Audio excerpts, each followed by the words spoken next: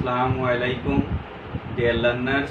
Welcome to you all in online class of Haji Lalmiya City College. I am Sheikh Sora Hussain, your English teacher.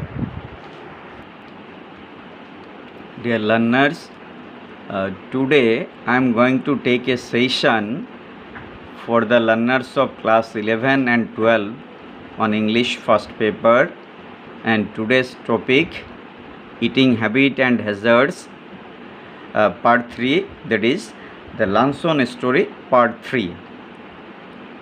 প্রিয় শিক্ষার্থী, তোমরা যারা একাদশ শ্রেণীর ছাত্রছাত্রী, তোমাদের টেক্সট বইয়ের ইউনিট 13 লেসন 2 এবং পেজ নাম্বার 181 এ আজকের যে অংশটুকু টেক্সটের এটি আছে, এবং যারা দ্বাদশ শ্রেণীর ছাত্রছাত্রী, তোমাদের টেক্সটে ইউনিট 5 লেসন 2 পেজ নাম্বার 62 এ আজকের যে অংশটি ক্লাস নিব সেই অংশটুকু আছে। Dear learners, learning outcome of today's topic, you will be able to understand the text, then you will be able to answer a short question.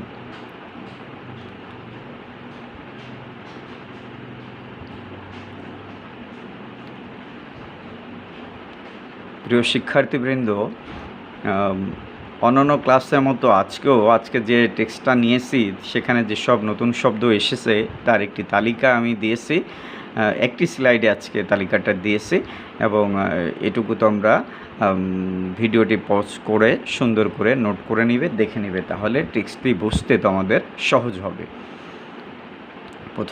প্রথম কলামে আছে নিউ ওয়ার্ড, নতুন শব্দটি, তারপরে তার যে বাংলা অর্থ, এবং একেবারে ডান পাশে যে কলাম, তৃতীয় কলাম, সেখানে সেটির সিনোনিম অর্থাৎ ইংরেজি প্রতিশব্দ অথবা মিনিং এটি দেওয়া আছে। প্রথম যে শব্দটি আছে সেটি হলো ইনগ্রেশিয়েটিং, এটি অ্যাডজেক্টিভ যার বাংলা অর্থ তোষামুদে, এবং এটির ইংরেজি প্রতিশব্দ হলো ফনি অথবা সাইকোফ্যান্টিক। এরপরে যে শব্দটি আছে সেটি হলো ব্লাশ, এটি একটি নাউন যার বাংলা অর্থ মুখের রক্তিম আভা, এটির প্রতিশব্দ হলো গ্লো অথবা রোজিনেস অথবা ফিল অ্যাশেমড। পরের যে শব্দটি সেটি হলো ল্যান্ডস্কেপ, যার এই শব্দটি নাউন যার বাংলা অর্থ হলো প্রাকৃতিক ভূদৃশ্য, এর ইংরেজি প্রতিশব্দ প্যানোরামা অথবা সিন অথবা আউটলুক অথবা ভিউ। পরের যে শব্দটি সেটি হলো ইনঅ্যাডিকুয়েট, এটি অ্যাডজেক্টিভ, এর বাংলা অর্থ অপর্যাপ্ত বা অপ্রতুল, এর ইংরেজি সিনোনিম হলো ইনসাফিসিয়েন্ট অথবা স্ক্যার্স। পরের যে শব্দটি সেটি হলো রিটোর্ট, এটি একটি ভার্ব যার বাংলা অর্থ হলো জবাব দেওয়া বা প্রত্যুত্তর করা, ইংরেজি সিনোনিম রেসপন্ড অথবা অ্যান্সার ব্যাক। পরের যে শব্দটি সেটি হলো হুমোরিস্ট, এটি একটি নাউন যার বাংলা অর্থ হলো রসিক, এবং এর ইংরেজি প্রতিশব্দ হলো কমেডিয়ান অথবা জোকার।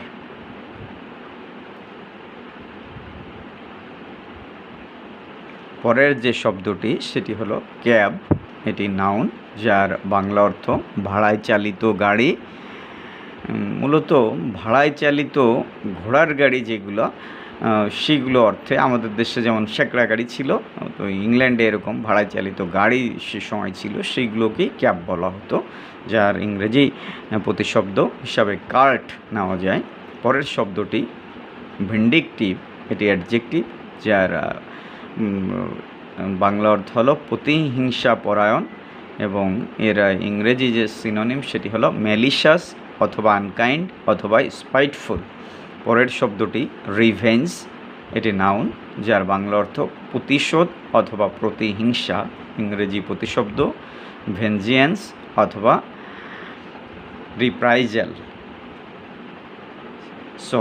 রিপ্রিজাল।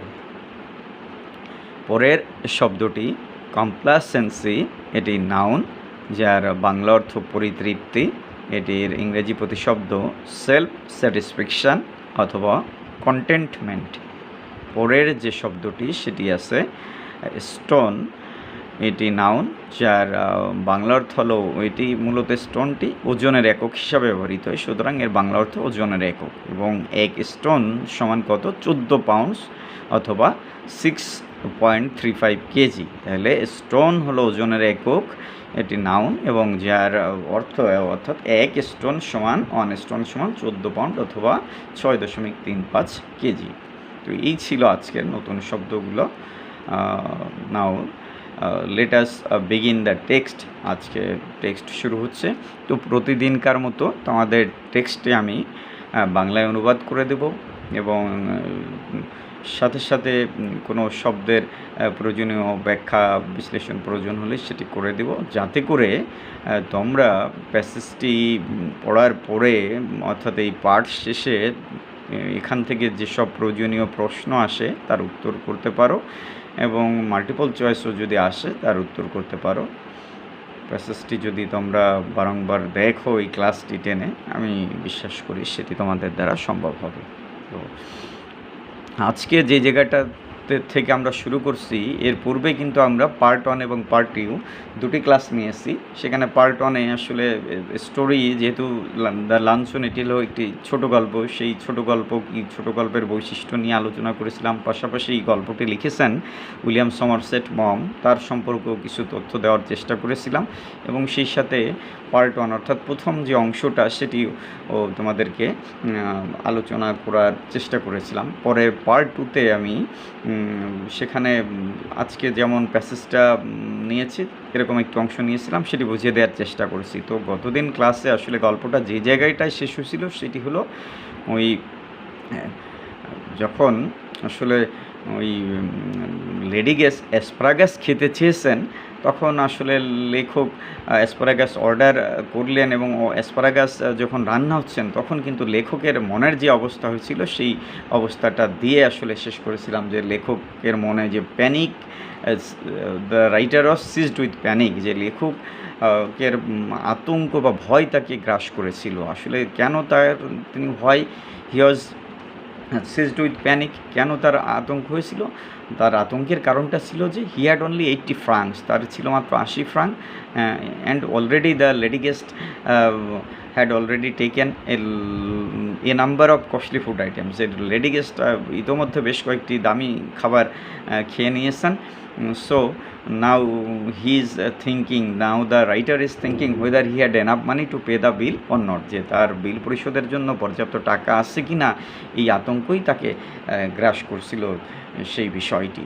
তো সেই তারপরের যে অংশটি আজকে শুরু হচ্ছে, দ্য অ্যাসপারাগাস অ্যাপিয়ার্ড, অ্যাসপারাগাস উপস্থিত হলো, অর্থাৎ ওই যে অ্যাসপারাগাস অর্ডার করা হয়েছিল সেটি রান্না হচ্ছিল, এখন আজকের ক্লাসে কিন্তু একেবারে অ্যাসপারাগাস রান্না হয়ে গেছে এবং রান্নাকৃত অবস্থায় তাদের সামনে হাজির হয়ে গেছে, সেটি উপস্থিত হয়েছে লেডি গেস্টের সামনে।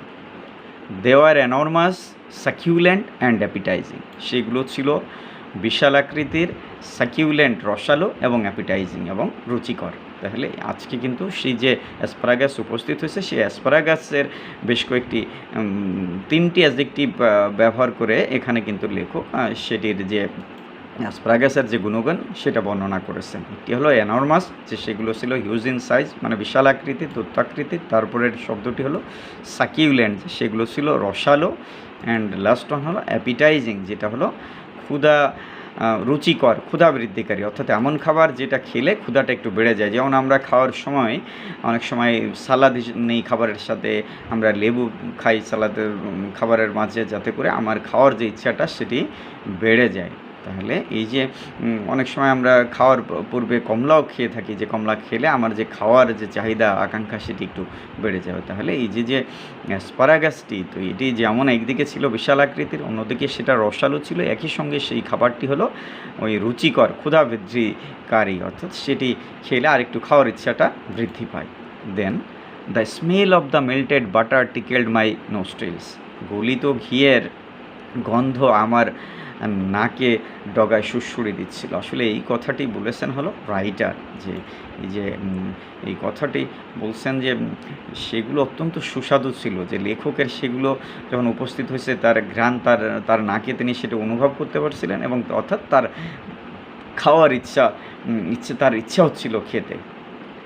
মেল্টেড হলো গলিত, বাটার হলো ঘি, টিকেলড হলো সুড়সুড়ি দেওয়া, নোস্ট্রিলস হলো নাসারন্ধ, নাকের ডগার যে ছিদ্র যেটার সাহায্যে আমরা ঘ্রাণেন্দ্রিয় যেটার সাহায্যে ঘ্রাণ নিয়ে থাকি সেটা হলো নোস্ট্রিলস। হাউয়ার কফি আই সেইড, কফি চলবে আমি জিজ্ঞেস করলাম, অর্থাৎ এরপরে লেখক লেডি গেস্টকে অলরেডি অ্যাসপারাগাস আসছে সেটি খাওয়া চলছে এবং এবার লেখক লেডি গেস্টকে জিজ্ঞেস করছে কফি চলবে কিনা। Yes just an ice cream and coffee she answered, তিনি উত্তরে বললেন হ্যাঁ শুধুমাত্র আইসক্রিম এবং কফি। তো যখন লেখক তাকে অফার করলো কফি চলবে কিনা, উত্তরে লেডি গেস্ট বলল শুধুমাত্র কফি এবং ice cream. I was past caring now, আমি এখন নিয়ন্ত্রণের বাইরে। এই কথাটি হলো লেখকের, যে আমাদের লেখক হলো যে পাস্ট কেয়ারিং হয়েছে কেন, পাস্ট কেয়ারিং হলো আউট অফ কন্ট্রোল। সরি, এখানে ওয়াজ কথাটি ওঠে না, শুধু ডাব্লু উঠেছে, এটা কিন্তু আই ওয়াজ পাস্ট কেয়ারিং হবে, যে আমি এখন নিয়ন্ত্রণের বাইরে। এই পাস্ট কেয়ারিং কথাটির অর্থ হলো আউট অফ কন্ট্রোল। কেন out of control?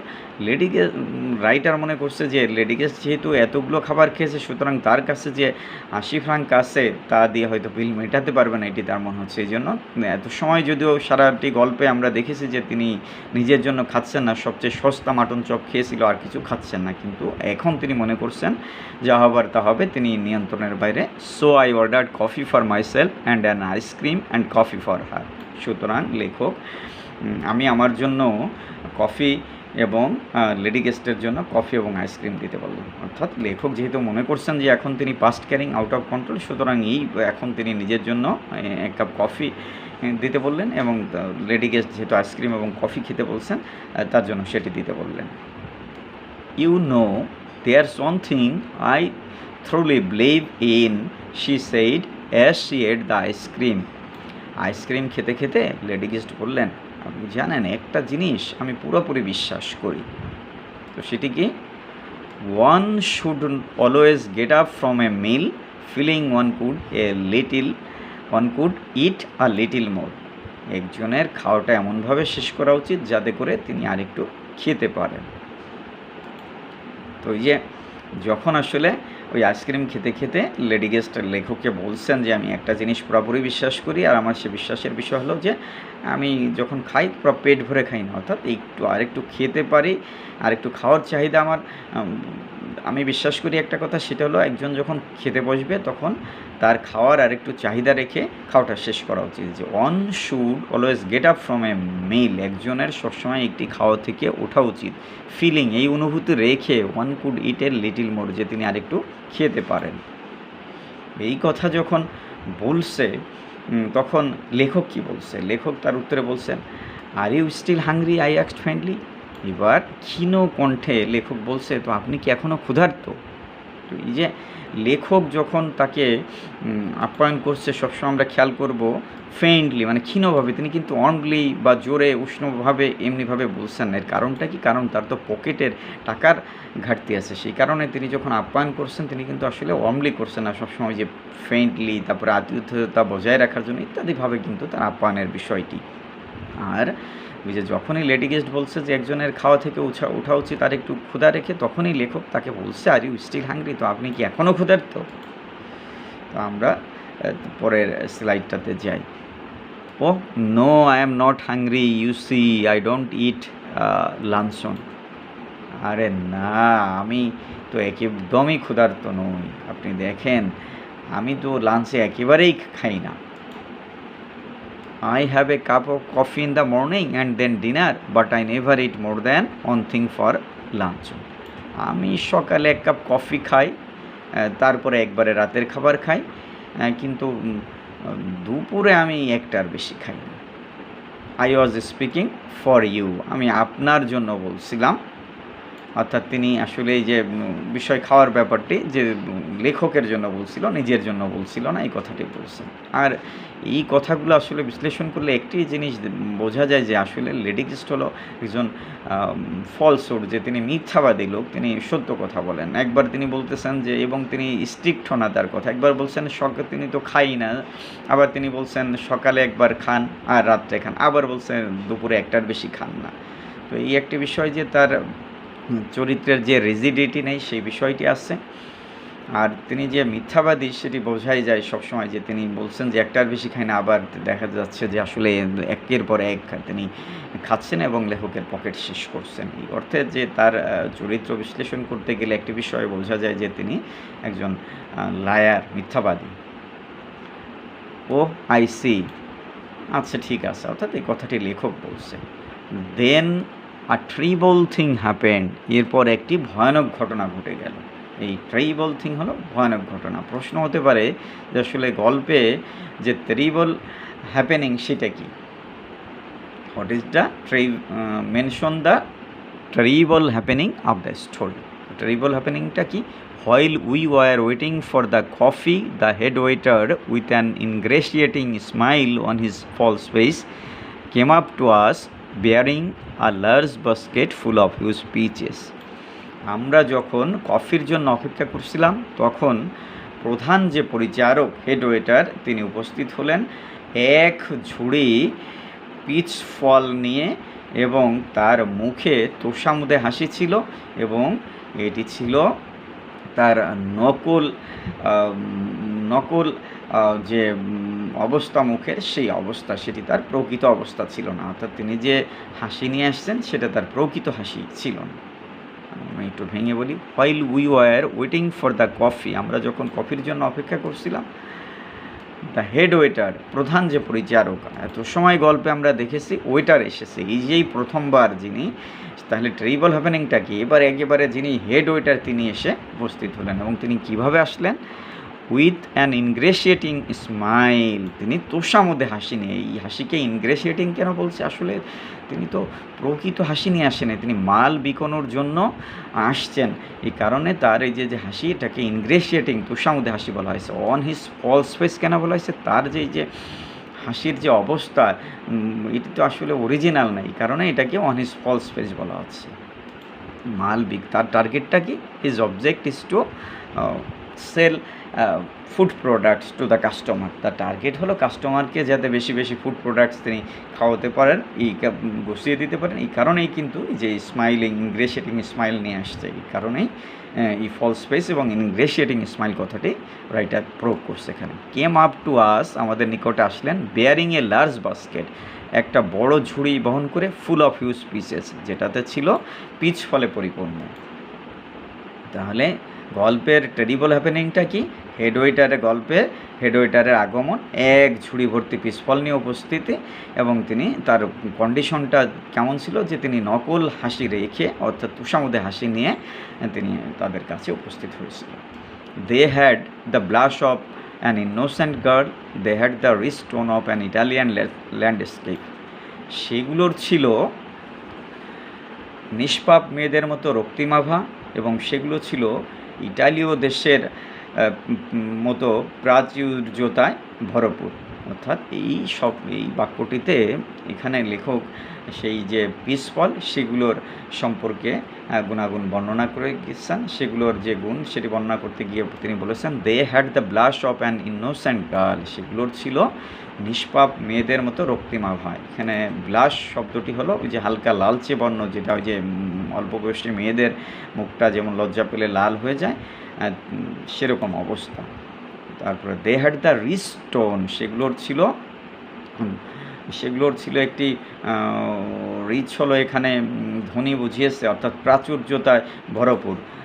Of an Italian landscape, ইটালীয় দেশের যে ভূপ্রাকৃতিক দৃশ্য, ইটালীয় দেশের যে আভিজাত্য, ইটালীয় দেশের যে ভূপ্রাকৃতিক দৃশ্য, সেইটার মতো ঐশ্বর্যমণ্ডিত বা প্রাচুর্যয় ভরপুর ছিল সেই যে পিচফল সেটি। তাহলে পিচফলের গুণাগুণ এখানে যেগুলো উপস্থিত হয়েছে সেগুলোর গুণাগুণ বর্ণনা করছে। But surely peaches were not in season then, কিন্তু নিঃসন্দেহে তখনটা পিসফলের জন্য সিজন ছিল না, অর্থাৎ যেই সময়টা পিসফল নিয়ে উপস্থিত হয়েছে সেই সময় পিসফলের আউট অফ সিজন ছিল। আর আউট অফ সিজন হলে কী হবে? Lord knew what they cost, খোদাই জানেন সেগুলোর দাম কত। অর্থাৎ লেখক বলছেন যে যেহেতু তখন পিসফলের সিজন ছিল না আর পিসফলগুলো এত চমৎকার, সুতরাং সেগুলোর দাম কত হতে পারে একমাত্র স্রষ্টাই জানেন। তাহলে Lord knew what they cost, এই কথাটির অর্থ হলো কি the peaches were very costly আর surely peaches were not in season. Then এ কথাটির অর্থ peaches were at that time out of season, অর্থাৎ সেই সময়টাতে পিস ফলের জন্য সিজন ছিল না। আর এই যে দে হ্যাড দ্য, দে কথাটি কাদের জন্য বলা হচ্ছে? পিস ফলের কথা বলা হচ্ছে। পিস ফলের অবস্থা কেমন ছিল? The blush of innocent girl, নিষ্পাপ মেয়েদের মতো একেবারে রক্তিম আভা, লজ্জাশীল নিষ্পাপ মেয়েরা অল্প তারা যেমন লজ্জা পেলে লাল হয়ে যায়, সেরকম সেটি রং ছিল। আর সেইটা ছিল আভিজাত্যে ভরপুর, যে দ্য রিস্টোন অফ ইটালিয়ান ল্যান্ডস্কেপ, ইতালীয় দেশের যে ভূদৃশ্য সব কিছুতে যেমন একটি আভিজাত্য ভাব আছে, সেগুলোতেও পিসফলের তেমনি আভিজাত্য ভাব ছিল। এই ছিল। তো এই জায়গা থেকে অনেক সময় তোমাদের ফ্লো চার্ট দিয়ে থাকে, in a continuous flow chart give information about pieces. তখন প্রথমটা হয়তো দিয়ে দিল যে দ্য হেড এটার came up with a large basket, এমনিভাবে ছেড়ে দিতে হবে। তারপরটা সে বাস্কেটটি ভরপূর্ণ ছিল হিউজ অফ পিসেস। তারপরে সেগুলোর যে ব্লাশ অফ ইনোসেন্ট গার্ল ছিল, তারপরে রিস্টোন ছিল ইটালীয় দেশের মতো, তারপরে they are out of season, আর দে আর ভেরি কস্টলি। এমনিভাবে তোমরা কিন্তু সেক্ষেত্রে উত্তরটা করবে। তাহলে এখানে ফ্লো চার্টের একটি প্রশ্ন আসতে পারে পিসফলের কে নিয়ে। You see you have filled your stomach with a lot of meat, my one miserable little chop and you can't eat more. দেখুন মশাই, আপনি তো আপনার উদরপূর্তি করছেন প্রচুর পরিমাণ মাংস দ্বারা, যা আপনি খেয়েছেন। হায় রে আমার দুর্দশার একটুখানি চপ, আর আপনি খেতে পারবেন না। আসলে এই সেন্টেন্সটিতে মধ্যে কিন্তু দুজনের কথোপকথন আছে। আমি একটু ভেঙে ভেঙে বলি। ইউ সি, আপনি দেখুন, বা মশাই বলা যেতে পারে। You have filled your stomach, আপনি আপনার পেটটা বা উদরটা পূর্তি করে ফেলেছেন with a lot of meat, প্রচুর পরিমাণ মাংস দ্বারা। এই কথাটা কিন্তু লেডি গেস্টের, এবং এর পরের তার কথাটা হলো অ্যান্ড ইউ ক্যান ইট মোর, এই কারণে আপনি আর খেতে পারবেন না। কিন্তু মাঝের যে দুটো ড্যাশের মাঝে যে ছোট্ট একটি অংশ, এইটুকু কিন্তু আসলে ওই লেখক উনি যখন এই কথাটা বলছিলেন, মাঝে কিন্তু লেখকের একটু কথা, তিনি আসলে এই কথাটি মনে মনে টিপ্পনি কেটেছেন যে মাই ওয়ান মিজারেবল লিটিল চপ, হায়রে আমার দুর্দশার একটুখানি চপ। যে লেখক একটুখানি চপ খেয়েছিল, সেই কারণে লেডি গেস্ট যে তাকে বারংবার খোঁটা দিচ্ছে যে তিনি উদরপূর্তি করেছেন, এর আগেও বেশ কিছু গালাগাল করেছেন তাকে নিয়ে। এই কারণে লেডি গেস্ট যখন এই কথা বলছে যে you have filled your stomach with a lot of meat, তখন লেখক কিন্তু বলছেন এই কথাটি লেখকের, এই কারণে দেখো যে দুটো ড্যাশ দিয়ে তার মাঝে যে আগে আর পরে আসে, এই কারণে এই মাঝের অংশটুকু কিন্তু লেখকের কথা। তিনি বলছেন my one miserable little chop, হায় রে আমার দুর্দশার একটুখানি চপ, হায় রে কী দুর্দশা, কী কারণে যে আমি একটু চপ খেতে গিয়েছিলাম। এর পরের কথাটা আবার lady গেস্টের and you can't eat মোর, এবং সেই কারণে আপনি আর খেতে পারবেন না। অর্থাৎ লেডি গেস্ট বলছে আপনি যেহেতু চপ দ্বারা আপনার উদরপূর্তি করেছেন, সেই কারণে আর আপনি খেতে পারবেন না। But I have just had a snack and I shall enjoy piece, কিন্তু যেহেতু আমি হালকা খাবার খেয়েছি, সেই কারণে আমি একটি পিস উপভোগ করব। এই কথাটি লেডি গেস্টের, যে লেডি গেস্ট বলছে যে আমি যেহেতু সামান্য খাবার খেয়েছি, স্ন্যাক খেয়েছি, স্ন্যাক হলো কি হালকা পাতলা খাওয়া, হালকা পাতলা নাস্তা খাওয়া, সেই কারণে তিনি একটি পিস ফল তিনি উপভোগ করবেন। প্রশ্ন হতে পারে in which ground did the lady guest wanted to have peace, কোন যুক্তিতে তিনি পিস ফল খেতে চাইলেন। তার যুক্তিটা কি যে তিনি হালকা পাতলা খেয়েছেন, সেই কারণে যে তার উদরটা অত পূর্তি করেন, এই কারণে আসলে তিনি একটি পিস ফল এনজয় করবেন। এই ছিল তার ট্রিকটা। The bill came and when I paid it I found that I had only enough for a quite inadequate tip. মূল্য তালিকা উপস্থিত হলো, সেটি আমি পরিশোধ করলাম এবং দেখলাম যে আমার কাছে মূল্য পরিশোধ করার পরে অতি সামান্য পরিমাণ বা অপর্যাপ্ত টাকা আছে সেটি উপঢৌকন দেওয়ার জন্য। অর্থাৎ এই যে হেড ওয়েটাররা যারা আগিয়ে দিচ্ছেন, তাদেরকে সার্ভিস দিয়ে থাকে, তো বড় বড় রেস্টুরেন্টে খেতে গেলে খাওয়া দাওয়ার পরে যিনি যে সার্ভিস দিচ্ছেন তাকে টিপ হিসাবে, অর্থাৎ কিছু বকশিস হিসাবে, টিপ শব্দের অর্থ হলো বকশিস, কিছু বকশিস দেওয়া হয়। তো সেই বকশিস দেওয়ার জন্য যে পরিমাণ টাকা প্রয়োজন, সেই পরিমাণ টাকা আসলে বিল পরিশোধের পরে আমাদের লেখকের কাছে ছিল না, এই কারণে তিনি এই কথাগুলো বলছেন। আমি আবার একটু ভেঙে বলি, দ্য বিল কেম, খাওয়া দাওয়ার পালা শেষ হলো, এবার বিল উপস্থিত হলো, অর্থাৎ তাদের যে বিল সেটি চলে আসলো। অ্যান্ড হোয়েন আই পেইড, এবং লেখক সেটি যখন পরিশোধ করলেন, এবং অর্থাৎ লেখক সেটি পরিশোধ করলেন। আই ফাউন্ড দ্যাট, এবং তিনি এরপরে কী দেখলেন, I had only enough for quite inadequate tip, যে এই টিপ বকশিস দেওয়ার জন্য তার কাছে অপর্যাপ্ত টাকা আছে। ইনএডিকুয়েট হলো অপর্যাপ্ত, নট সাফিসিয়েন্ট, আর টিপ হলো বকশিস দেওয়ার জন্য। তাহলে যখন বিল পরিশোধ করেছে এরপরে লেখকের কাছে সামান্য পরিমাণ টাকা আছে, যেটি বকশিস দেওয়ার জন্য ভদ্রচিত টাকা নয়। Her eyes rested for an instant on the 3 francs I had left for the waiter, and I knew that she thought me mean. তার চোখ এক মুহূর্তের জন্য স্থির হলো 3 ফ্রাঙ্কের দিকে, যেটি আমি ওয়েটারের জন্য রেখে দিলাম, এবং আমি নিশ্চিত যে তিনি আমাকে ছোট লোক ভেবেছেন। আমি একটু ভেঙে বলি। হার আইজ, এখানে হার আইজ হলো লেডি গেস্টের চোখ, সেই লেডি গেস্টের চোখটা রেস্টেড ফর, স্থির হলো, অ্যান ইনস্ট্যান্ট, এক মুহূর্তের জন্য, অন দ্য 3 francs, সেই 3 ফ্রাঙ্কের দিকে, I had left for the waiter, যেটা আমি ওয়েটার যিনি আগিয়ে দিল তার জন্য রেখে দিলাম, অর্থাৎ টিপ হিসাবে তাকে দিলাম। অ্যান্ড আই নিউ দ্যাট, আমি জানতাম যে, অর্থাৎ লেখক বলছে আমি জানতাম যে, শি থট মি মিন, যে সেই লেডি গেস্ট তিনি আমাকে কী ভাবছেন, ছোটো লোক ভাবছেন, তিনি আমাকে অভদ্র ভাবছেন, কারণ আমি ভদ্রচিত যে বকশিস সেটা দিতে পারছি না, আমি মাত্র ওয়েটারের জন্য 3 franc দিচ্ছি, সেই বিষয়টি তিনি দেখছেন, এবং আমি নিশ্চিত মনে মনে তিনি আমাকে ছোটো লোক ভাবছেন। But when I walked out of the restaurant, I had the whole month before me and not a penny in my pocket. কিন্তু আমি যখন রেস্তোরাঁর বাইরে বের হলাম তখন আমার সামনে রয়েছে পুরো মাসটা, আর আমার পকেটে একটাও পয়সা নেই। তাহলে অবস্থাটা কি, লেখকের টাকা থাক দূরের কথা, সেই টাকার ফ্রাঙ্কের অর্থ হলো পয়সা, পেনি। তার লেখক যখন রেস্টুরেন্ট থেকে বেরিয়েছেন তখন তার সামনে পুরো মাসটা রয়ে গেছে আর একটাও পয়সা নেই। But when I walked out of the restaurant, কিন্তু যখন আমি রেস্তোরাঁর বাইরে বের হলাম, I had the whole month before me, আমার সামনে পুরো মাসটাই রয়ে গেল, অ্যান্ড নট এ পেনি, একটাও পয়সা, ইন মাই পকেট, আমার পকেটে একটাও পয়সা নেই। এই হলো লেখকের অবস্থা। নাও এর পরের স্লাইডটি, follow my example, she said as we shook hand, and never eat more than one thing for luncheon. আমাকে অনুসরণ করবেন।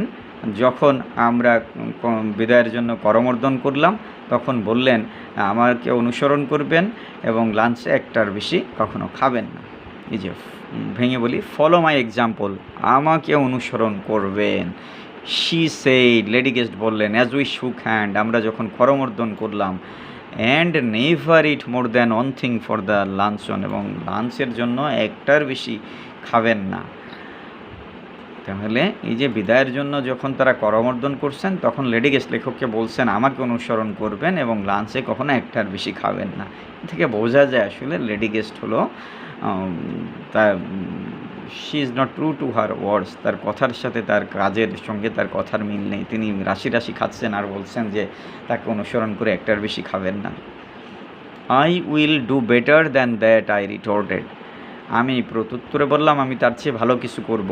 I will eat nothing for dinner tonight, আমি আজ রাতে কিছুই খাবো না। অর্থাৎ এখানে এই কথাটি লেখক বলছে কি যে আমি তার চেয়ে ভালো কিছু করব এবং আমি আজ রাতে কিছুই খাবো না। তো যে লেডি গেস্ট যে তাকে উপদেশ দিল লাঞ্চে কখনো একটার বেশি খাবেন না, তার রিটোর্ট হলো কি চতুর জবাব দেওয়া, প্রত্যুত্তর দেওয়া বা টিপ্পনি কাটা। টিপ্পনি কেটে লেখক কী বললেন, আমি তার চেয়ে ভালো কিছু করবো, আর সেটা কি I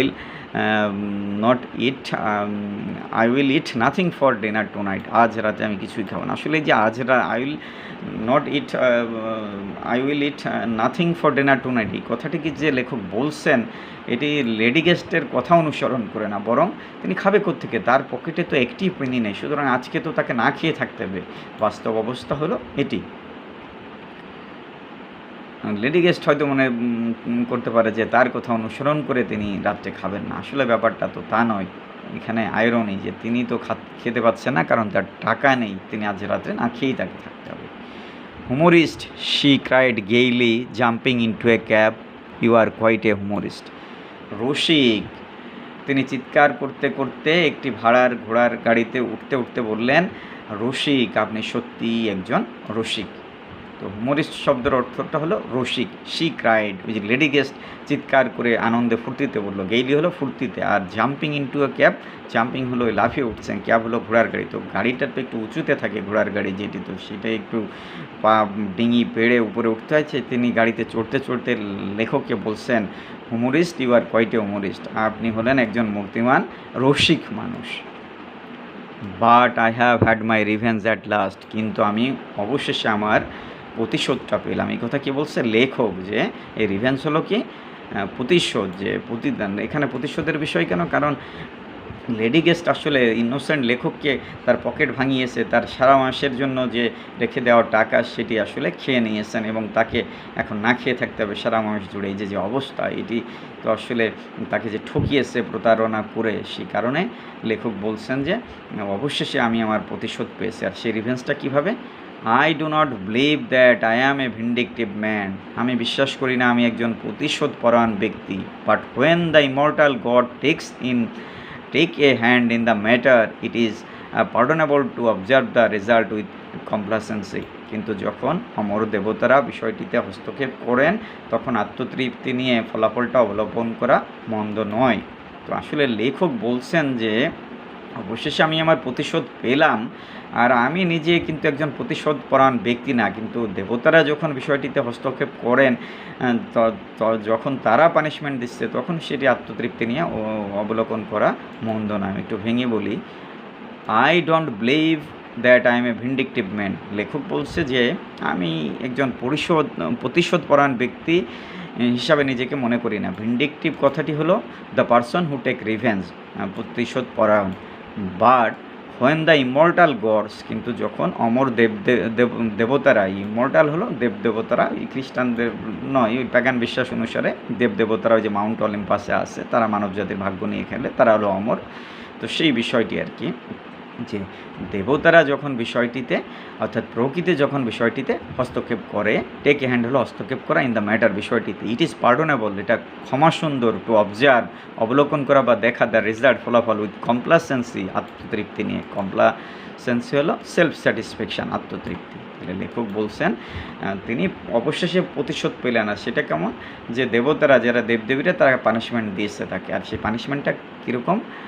today she weights 21 stone, আজকে তার ওজনটা হলো 21 স্টোন। তো আমি ব্র্যাকেটে লিখে দিয়েছি 1 স্টোন সমান হলো 14 পাউন্ড, সেই হিসাবে 21 স্টোন সমান হলো 200 পাউন্ড। আর যদি কেজিতে আমরা বলি সেটি হলো 133.35 কেজি হবে। তাহলে ডিয়ার লার্নার্স, এখন তোমরা ভাবো যে একজন মানুষের ওজন যদি 133.35 কেজি হয় তাহলে তার অবস্থাটা কী? তো এই যে অন্যের পকেট, তিনি গল্পে কী হয়েছে পাপ করেছেন, সেই পাপটা কি? যে অন্যদের পকেট ভাঙিয়ে গেছেন, একজন ইনোসেন্ট লেখককে ভাঙিয়েছেন, ফ্ল্যাটারি করেছেন, প্রতারণা করেছেন। আর তার পানিশমেন্টটা কী হয়েছে? তিনি এই যে মুটিয়ে গিয়েছেন, তার ফিগার যে অবনক্সাস হয়েছে, তার যে অ্যাবনর্মালিটি হয়েছে, এটাই তার পানিশমেন্ট। আর এই গল্প শেষ এখানেই, এরপরে আর গল্প নেই। এবং আজকে আমার এই ব্যাপারে তোমাদের লাস্ট ক্লাস। তো গল্পের শেষে একটি বিষয় না বললে নয়, বিষয়টি হলো এই গল্পে কিন্তু পোয়েটিক জাস্টিস, যেটা প্রত্যেকটা যদি আমরা সাহিত্যকর্ম বলি, অনেক সময় আমরা বলি, সেই প্রশ্ন করে থাকি যে পোয়েটিক জাস্টিসটা সেখানে হয়েছে কিনা। আসলে এই গল্পে কিন্তু পোয়েটিক জাস্টিস আছে, অর্থাৎ যেহেতু লেডি গেস্ট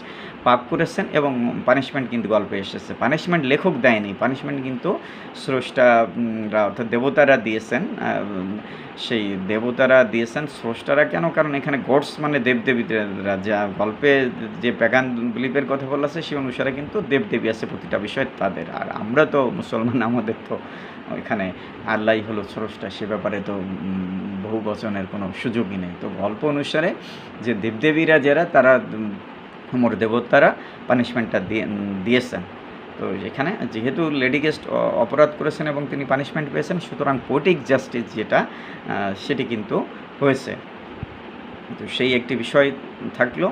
তো প্রিয় শিক্ষার্থীরা, watch the video again and again, তোমরা ভিডিওটি বারংবার দেখো। আর প্রশ্ন তোমরা এরপরে সলভ করবে তোমাদের টেক্সট থেকে, বা তোমাদের পরীক্ষায় যখন প্রশ্ন আসে আমি ভিতরে আলোচনা করে দিয়েছি। সুতরাং যে কোনো ধরনের প্রশ্ন আসলে তোমরা, আমি বিশ্বাস করি যে পারবে। Thank you very much. Okay, see you again in the next class.